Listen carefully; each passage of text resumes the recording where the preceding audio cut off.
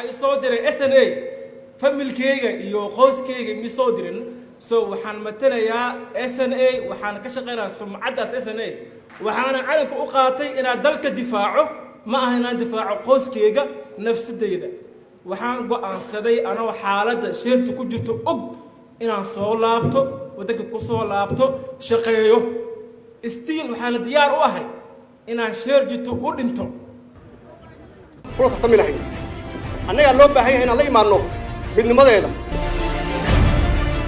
waxay lagu sameeyay inay dadkii biraydo ahludiin mahay inay xoolihii dhacdo inay dhiigiisii banaydo oo waxay reebtan la arag shahiid aan nahay intaas ay ugu qabtay oo ii dhiibay horta qorada aniga anoo 70 sanka ku hayo 65 sano jir annaga wiilkeeya oo macallima oo 18 qofood dugsi u haayay ee dugsigu ugu yimideen biray afar ciidan hebel meeshan ka baxaya inaynan walwalin oo aan isku tashanno haddii la yiraahdo lacag baa la goonayaa ama la hakinaya inaan isku tashanno intaas oo dhan mar kale waxa asaas u ah inaan anaga hufnaan iyo inaan la imaanno daacadnimo inaan la imaanno walaalayaal